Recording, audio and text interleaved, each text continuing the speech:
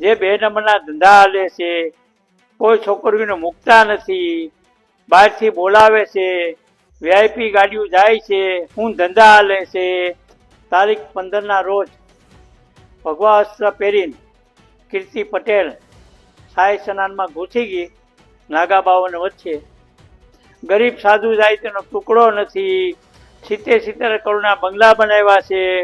હું હાલી જો, આ બધું મારી પાસે રિપોર્ટ ખિસ્સામાં છે.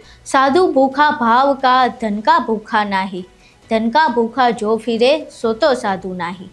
કબીરદાસજી કહે છે કે સાચા સાધુનું મન ભાવને જાણે છે, તે ભાવના ભૂખ્યા હોય છે, તે ધનના લોભી નથી હોતા, કારણ કે જો ધનના લોભી હોય તો તે સાધુ ન હોઈ શકે.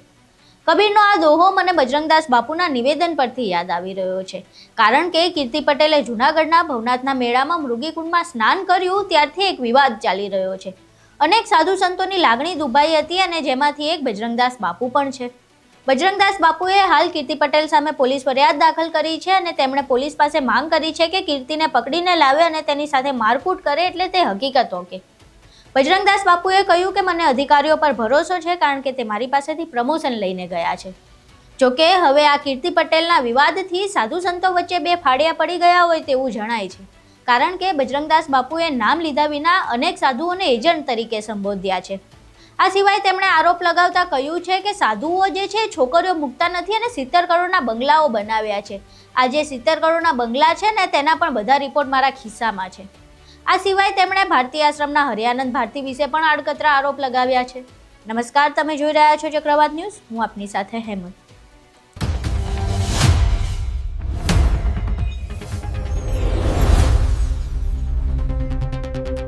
હવે આ સમગ્ર મામલો શું છે, કયા સાધુએ 70 કરોડના બંગલા બનાવ્યા અને આ છોકરીઓવાળી ટિપ્પણી શું છે, તે તમામ વિશે બજરંગદાસ બાપુના મોઢેથી જ સાંભળીએ કે આ સમગ્ર ઘટના શું છે.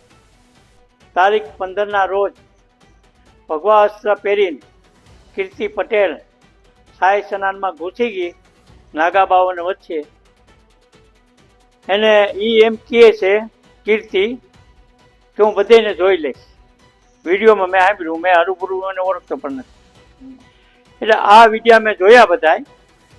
હવે આ કીર્તિ પટેલને ઉતારો કોની આવે પણ રોકી કોની? આ મારો પ્રશ્ન છે સરકારથી. જુનાગઢ જિલ્લા કલેક્ટર એસપીને મેં રજૂઆત કરેલી છે આ બાબતમાં કે હું ફરિયાદી બનું છું. જુનાગઢના સાધુ આગળ ન આવે કંઈ નહીં, ક્યાંય પણ ગુજરાત પણ હું આગળ આવીશ તો પછી મહાત્મા હું કીર્તિને છોડીશ નહીં. એટલે કીર્તિના નામનો મેં ગુનો લખાવ્યો છે. અને એ મારે એસપીઆઈ અને કલેક્ટર બધે વાત થઈ ગઈ છે, એની તપાસ ચાલુ છે. હવે આજકાલ ગાડી પકડવા જાય જ્યાં અહીં છે ત્યાં. અત્યારે એ હજી ભવનાથમાં મળી નથી. હવે મારી પાસે એવા રિપોર્ટ છે, પણ કદાચ આને અમદાવાદ કે સુરત જાય, ત્યાંથી પકડી આવશે, એની રિમાન્ડની માંગણી થાય, એને મારકૂટ થાય. મને ઓફિસર ઉપર ખાસ વિશ્વાસ છે, કેમ ઓફિસરોને મેં આશીર્વાદ આપ્યા છે. ઓફિસરો બને ત્યાં સુધી આ સનાતન ધર્મનું ખરાબ નહીં કરે, અને પૂરો વિશ્વાસ હિન્દુ છે. અને ઘણાને હું ઓફિસરોને આશીર્વાદ આપ્યા છે, પ્રમોશન લઈને ગયા છે અહીંથી મારી પાસેથી.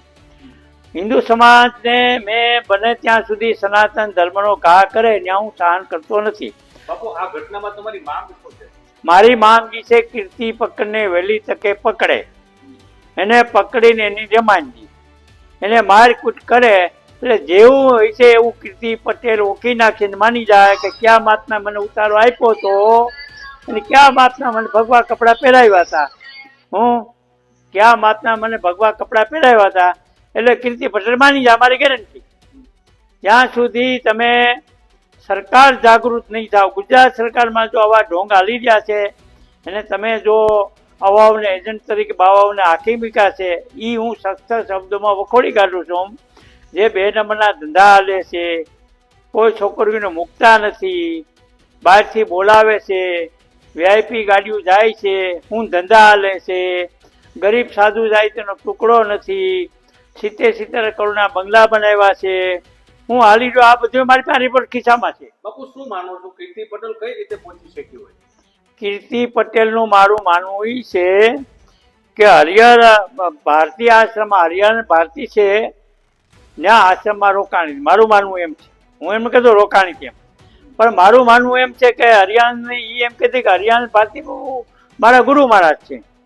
તો મારું માનવું છે કીર્તિ ભારતી એટલે કીર્તિ પટેલની આ રોકાણી હોય તો મને શંકા છે કે એ મહાત્માઓ ઇન્દ્ર ભારતી અને હરિયાણ ભારતી બે મળીને ભગવા કપડાં આપ્યા હોય અને સાઈ સન્માનમાં ભેગી લીધી હોય. એ કે એનું કારણ છે કે જ્યારે ઋષિ ભારતીઓનો ગુરુ ચેલાનો ડખો ઉપડ્યો સરખેજનો ત્યારે કીર્તિ પટેલે સાથ આપ્યો હતો હરિયાણ ભારતીને, ખુલ્લે આવી ગઈ એને કબાટે ખોલ્યા હતા. હા એ મને ખબર છે બધી. એટલે આ ફરિયાદમાં મારો અનુભવ છે કે જુનાગઢના સાધુ ગુજરાતના સાધુ કોઈ આગળ આવ્યા નથી, હું આગળ આવ્યો છું. હું તપસ્વી મહાત્મા સરકારશ્રીને પણ મારી આ રજૂઆત છે કે આની ધરપકડ કરીને આની રિમાન્ડ થવી જોઈએ. કોણ નિવેદન લઈ ગયું છે તમારું પોલીસ? મારું નિવેદન લઈ ગયા ત્યાં ઓરદારા સાહેબને મેં આપ્યું છે, ત્યાં ભવનાથના પટેલ સાહેબને આપ્યું છે. એમાં કોઈ બાપુમાં ફેરફાર નહીં પડે. અને મેં આજે જ સાહેબને ફોન કર્યો, જે નકલ તે એ મને એક મોકલજો. એમાં કલમોનો ઉમેરો કરવામાં આવશે. મને પોલીસ ખાતા પર પૂરો વિશ્વાસ છે. હું એમાં કોઈ ફેરફાર નહીં થાય. અને ફેરફાર થાય તો હું દિલ્હી ફોન કરી લઈશ. જુનાગઢ મેં કરી છે એસપી સાહેબને ખુદને, ઓરદારા સાહેબને. અને એને મારું નિવેદન લીધેલું છે ઓરદારા સાહેબે. એને ઓરદારા સાહેબે મને ખાતરી આપી, મેં ફોન કર્યો છે કે સાહેબ ઓરદારા કે મારી ખાતરી બાપુ કીર્તિને હું ગમે એમ કરીને પૂરી દઈશ. આ જ મારી એક માંગ છે, બીજું કોઈ માંગ આમાં નથી. આમાં કોઈ સાધુ પર હું કેસ કરવા માંગતો નથી. કીર્તિ પકડાય ને મારે ડિમાન્ડ થાય એટલે સાધુના નામ ખુલશે. આમાં કોઈ પણ એને હિન્દુ ધર્મને હું એવી જાગૃત કરું બેનું દીકરીઓને, આ નવયુવાનો જેટલા હિન્દુના દીકરા આગળ આવો. આજ બેનું દીકરીઓના જે બળાત્કાર થાય છે ને પાછું ભીનું હકેલાઈ જાય છે. આમાં વિદ્યાવાળા આગળ આવો. હું તમે જ્યાં વિદ્યાવાળા કોઈ ત્યાં તમને સહકાર આપે.